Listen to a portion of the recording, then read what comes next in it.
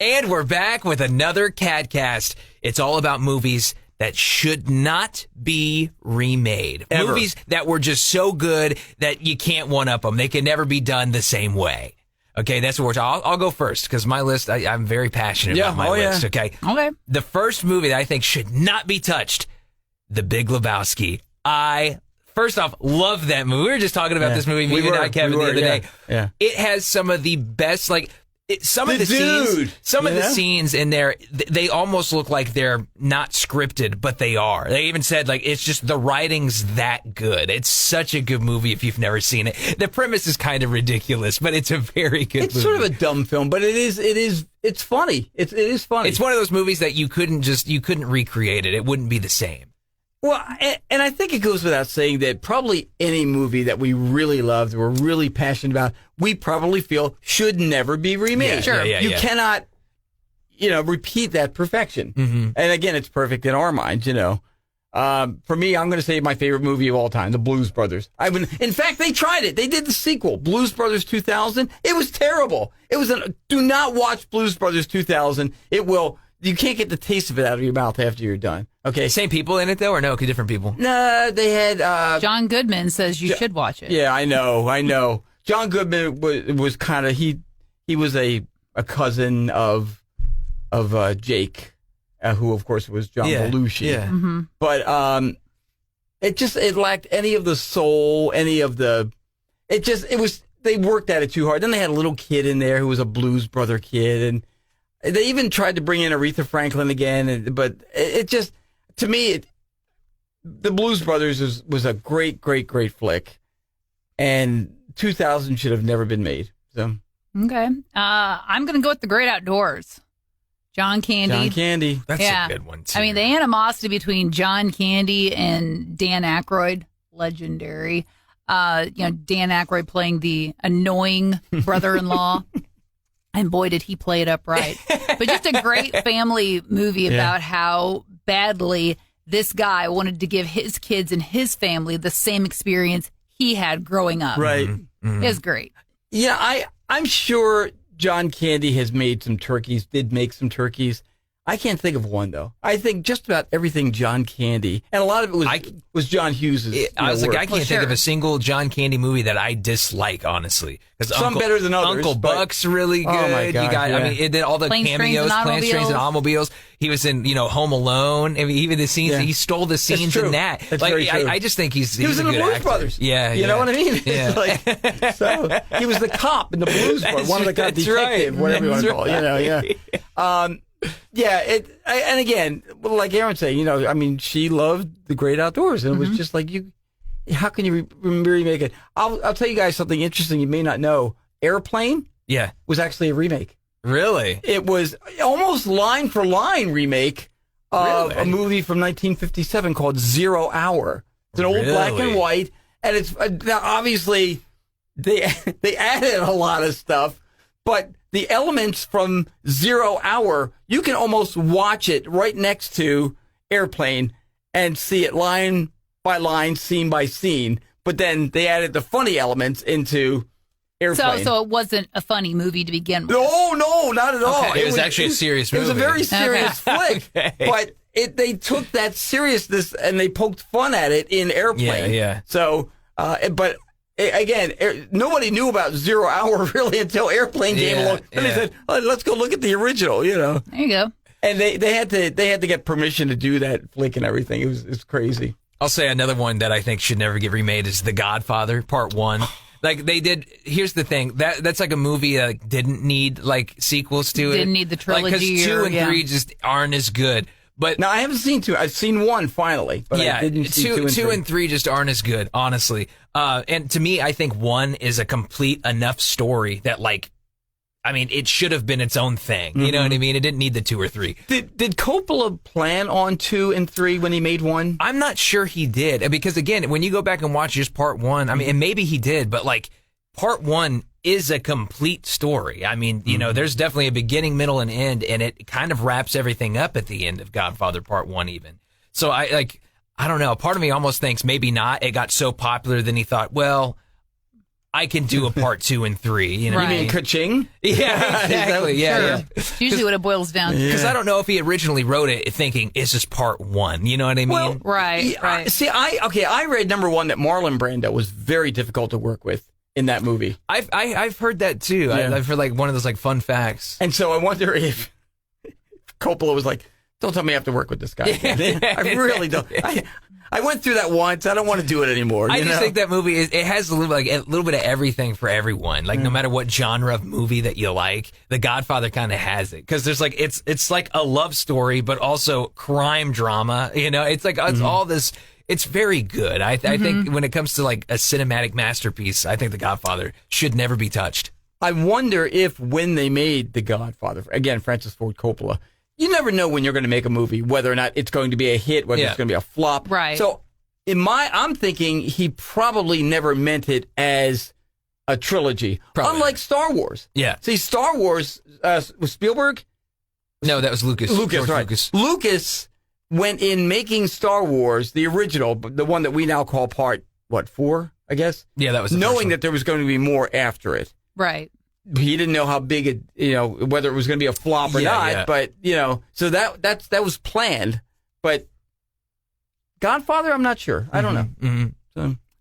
Okay, another one for me. Pretty in Pink. Another John Hughes. Another John Hughes. That's a good one too. Yeah. Yep. Yeah. I mean, that one perfectly captures high school. Just trying to get through. You got a crush on somebody. You got the one, stone cold weirdo following you around. For her, it was Anthony Michael Hall. Mm-hmm. It's a really, or wait a minute, not Pretty in Pink. 16 Candles. Thank you, 16 Candles. I was like, wait a minute, Anthony Michael Hall wasn't in 16 Pretty Candles. in Pink, though, I would agree with you on there. That's a good one too, though. Yeah. I Those are think good ones. it probably goes without saying any of the John Hughes films, they should leave them alone. Yeah.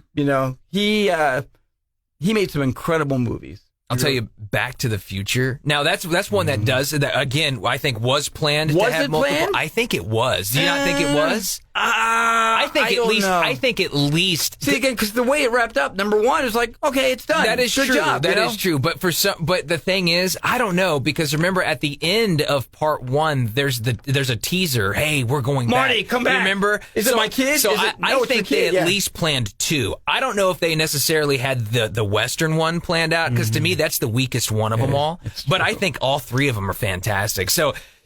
Again, I think that's it was running out of steam by the 3rd. Though. You're absolutely right. It was, but I think I think the second one of that was planned, in my opinion. But that's also one of those series that I don't think you touched that. I don't think you touched that. I don't think anyway. You can't even get acted. That's the thing. Everyone's going to be comparing whoever plays the main character to Michael J. Fox. Emmett Brown. They're going to be comparing, and I don't think that you can. They're just legendary actors, in my opinion. I think they did so well that you can't. I think the only reason anyone should or would remake a movie is if the special effects get better. You know what I mean? Yeah. And of course, technology has come such a long way that yes, special effects keep getting better and better and better. But you have to kind of look at it and just be like, you know what? That was just the time and just deal with it. I don't think every little thing needs to be remade just because technology has gotten better. That's true. And of course, that also brings up the question of something we were talking about on the air from Maverick. What's his name? He passed away. Or from Top Gun.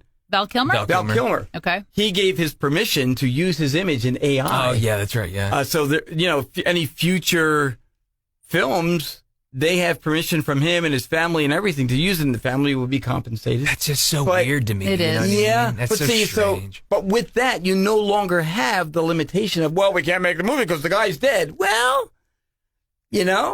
not necessarily anymore. You can, but it's just strange, isn't it? Well, and that's just it. I'm sure the chunk his family's getting is not equivalent to what he would have been. What he would have been, yeah. Well, but whatever it is they negotiated. Well, I mean, eventually it's just going to be a cheaper version of filmmaking. And is that really what we all want? Do we really want to sit around and watch a bunch of AI images? That to me, that's just strange. Yeah. I'd rather see the real actor. You know what I mean? Oh, yeah. Oh, absolutely. You know what I mean? I mean, I get it. I get it because he was already casted in the role and he couldn't, because of his complications and stuff, he couldn't film. So in that instance, maybe I understand it. But he had filmed enough. Yeah. That but if it was if he was casted in something that was like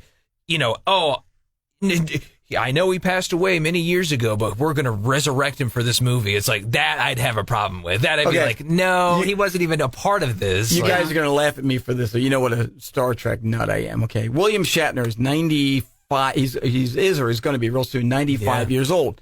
He has said that he is open to bringing back his Captain Kirk character de-aged. If the script is right, if the role is right, if the writing is good, he has said he'd be willing to do that. Yeah. Now, he's still alive. He's actually in amazing shape. He looks better than me. He's 95. I mean, he's active and everything. But to me, that would be interesting because it's him still being Captain Kirk. Mm-hmm. Interesting. I have to say, too. The whole de-aging thing is amazing. Yeah, and that's a little bit different than just straight somebody who's dying. AI, Mm-hmm. I don't think I have as big a problem with that as I do the whole just making a movie with AI. Yeah. Well, and and what makes me think too, by the way, not going back to Back to the Future, I am going back to Back to the Future, is just the way that the second story was so interwoven with the first one. You're talking about the Back to the Future. Oh, yeah. Like the sequel to that was so interwoven with the first one that's why I think it was planned. Because like everything, you remember, makes sense. It's like when he goes back, you're like, there he is. Like his other self is there, but then he's under the table right now. Like it's so cool how you could like see all that. A bit of an aside on Back to the Future. Scientists, guys who like deal with quantum mechanics and things, they've looked at that movie and said, actually, as sci-fi time travel movies go, it's actually kind of the most accurate. It's funny. It's a comedy, but they kind of have the science right, which is interesting. The special effects on that movie hold up, in my opinion, too. Like, even today, I think it's still pretty good. I'll tell you a movie that I think should not be touched, and I love this movie, too. The Princess Bride. Love that movie. I think Andre the Giant is dead. So. Yeah. I think, again, I don't know how you'd remake that and make it better. I think it was so fantastic. And it's like, what makes that movie so good is the cheesy moments are just as good. Like, you know what I mean? It's a movie that definitely doesn't take itself too seriously. Bride. Right. But it's so good, though. I love everything about that movie. From what was it, Fred Savage, in the bed getting read to by his grandpa. Yes. When as you wish, as he's rolling down the hill, That's good. That's very funny. I like it. You look at Superman, okay, the Christopher Reeve Superman. Mm-hmm. Now, what did they make? 4 of those, I think, something like that. With something like that, Reeve. yeah. And which, honestly, you get past the second one, they probably weren't that good, honestly. Superman 3 and 4 and all that. The Quest for Peace and blah, blah, blah, whatever. But then that was really what began the whole reboot thing with Superman. Okay, it went from him to whoever else it was. In my mind, and I understand generations change. In my mind, Christopher Reeve will always be Superman. Mm-hmm. He will be, when I think of Superman, I think of Christopher Reeve. Mm-hmm. Everything from the music in the movie to his portrayal of the Man of Steel and his kind of klutzy Clark Kent, and he was just lovable. Yeah.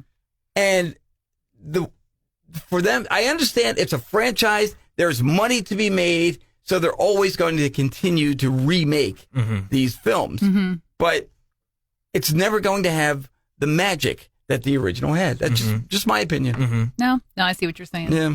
I will say, though, I do like the new Superman, David Cornsweet. He does a pretty good job in the most latest good, one. Yeah, he's not bad. I think he reminds me a bit of Christopher Reeve's Superman. I think that's what it is. That might have been kind of what they were going for. But whether you're talking Superman, Batman, any of the, even Marvel. Adam West. See, again. But see, that was a campy Batman. And that was a 60s TV Batman that kids loved, and myself included. But so that, I know there were, serious DC fans who looked at that and go, that's not Batman. Well, it is for a certain generation. So we're talking about what movies should never be remade, rebooted, and whatnot. I'll give you guys another one. Tell me what you think of this. Goonies. Oh, yeah. Ooh. Yeah. They should never touch nobody could ever be Chunk. That's right. That is just so like the absolute perfect movie, about your childhood and your best buddies and trying to find adventure. And, I just don't think they should ever touch it. No, I agree. Totally agree with you. That Goonies is so good. Mm-hmm. That's such a great movie. Forrest Gump. Oh, yeah. Forrest Gump. And, again, there has been talk of, well, how about a sequel now where, what's his name? Haley Joel Osment was the little boy. Remember? Mm-hmm. He grows up. Now let's see him as, what did they name him? Did they name him Forrest? I think he was Forrest as well. Yeah. So now here's Forrest 2. What's his life like? I know the thought is fun and we can imagine it, but again, what an amazing movie. And are you going to do it in the same way? You're going to put him through history from the time coming in contact with these famous figures from history? I don't know. And is it going to be as good? You know what I mean? Is it going to have the same impact? I'd put my money on no. I don't think it would. I would think now, even if it's being made, it's probably going to be politically correct. And I don't know. It would be hard for me to enjoy a Forrest. So here's an instance where a movie was remade, but now I think it should not be remade because it was remade so well that they did it. They mastered it. And that's The Thing, John Carpenter's version. So there was an original The Thing before. Old 50s. Yeah. So then John Carpenter made his 1982, I think is when it came out, The Thing. And they made another one, which turns out is actually a prequel, and it's just not as good. It's not as good. The original, the John Carpenter version of The Thing is the best one, and they should never touch it again. Yeah, Jordan made me watch that over Halloween. The Thing? The husband and I watched it, and it was really good. In another instance where the special effects hold the test of time, they did so much practical effects that, it's so creepy, and it holds up to even some of the best, what we have today, CGI today. It just doesn't. Well, and it's one of those instances, one of those stories where you're like, this could happen. Yeah. It's one of those claustrophobia, you don't know who the bad guy is situation. Let me ask you, and I think Aaron too, if you have seen this, did you see the remake of Police? Leslie Nielsen, the Leslie Nielsen. Naked Gun. Did you see the remake of that? I did. With Liam Neeson. With Liam Neeson. Yeah. What did you? Well, we've talked about it. Yeah, you liked it. I did like it as a remake. I did like it as a remake. Was it a remake or a sequel or what was it? Technically, so it's. Did it show some love for the original? Yeah, role? It did. So technically, it's a sequel because Liam Neeson's character is technically Leslie Nielsen's son. Frank Drebin. He's Frank Drebin Jr. Right. So it's technically a Leslie sequel. Nielsen is what's his name is who's Liam Neeson. Liam Neeson is what's his name's son is Leslie Nielsen's son, which is funny because they look nothing alike. No, but that's what makes it work in that instance is because Liam Neeson has such a serious delivery of everything that it's hilarious. That's what makes it funny. Well, you see that famous scene from Taken, that's all you can picture. And it's everything, ridiculous stuff. And he'll just be he's so serious and stoic about it. Yeah. That's what makes it funny. I do have to watch that. And, and again, as it's a remake or, right. a reboot or whatever you want to call it. But, so it could be an exception to the rule. But. And I gotta be honest. I would have said, hey, you shouldn't touch that either. But what they did and how they did, I guess if it's done right, you can. But that's one of those rare occurrences, I think. You guys want to hear something interesting in work putting this together? I did a little research. You've Got Mail, Tom Hanks and what's her name? Meg Ryan. Meg Ryan. That is actually a remake. Is it really? 1940 film called The Shop Around the Corner. Huh. That was, and all they did was update it for having email as opposed to regular mail and all that. Wow, I didn't know that. It's the same story. Isn't that funny? Everything old is new again. I've never heard of that before though. The Shop Around the Corner. Never heard of that. One thing I do wish though in cinema is we need to get back to more original stories because everything is a remake, a reboot of there this, are no that, new and the ideas. Other. That's exactly right. I just want something original. Every once in a while, something slips in, and you're like, it's great. Mm-hmm. Let's consider this possibility though. Has filmmaking been around for so long that every conceivable idea has been put on film? There is no new idea. So you have to remake.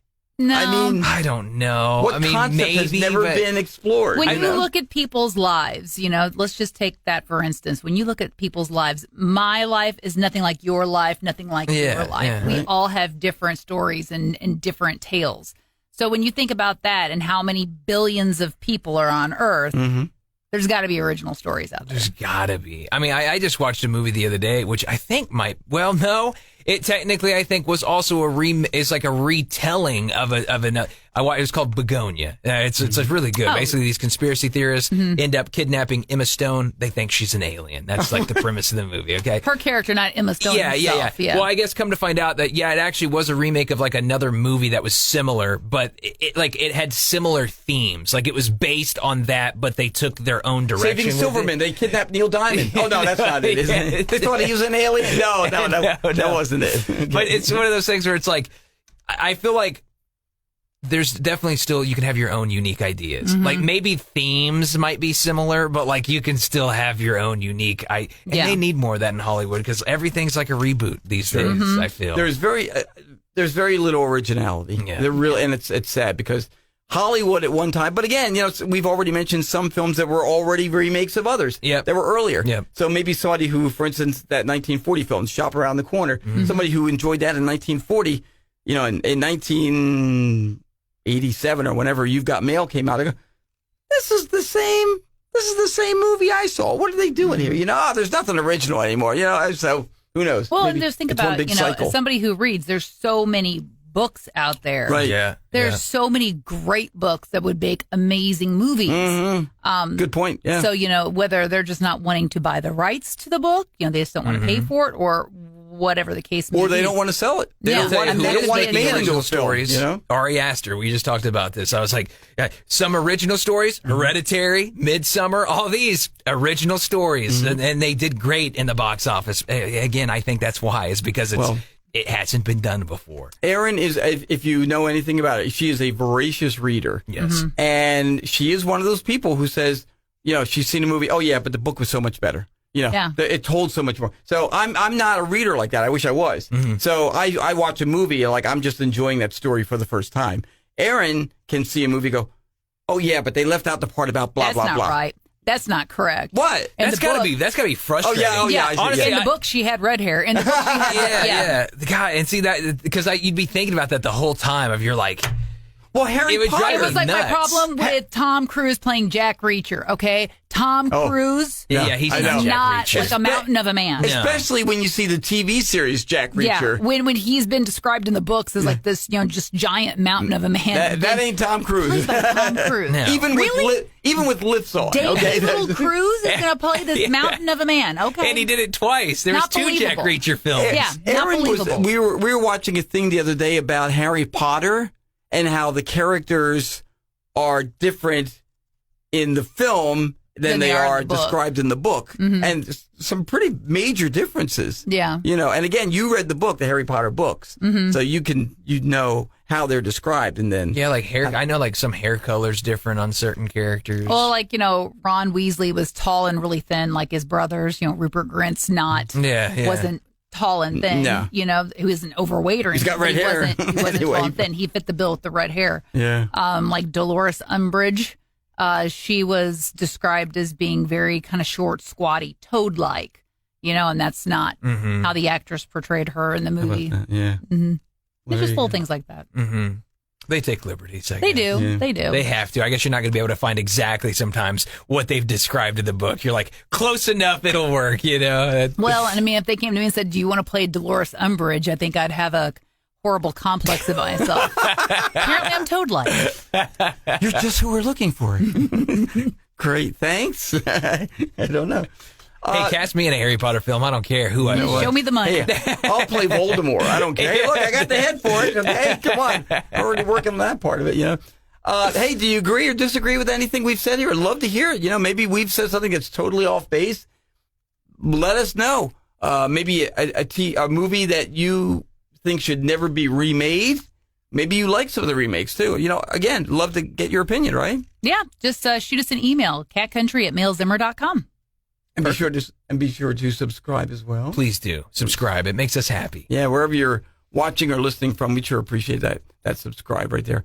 And we thank you for joining us for this latest edition of the Cat Country KATcast.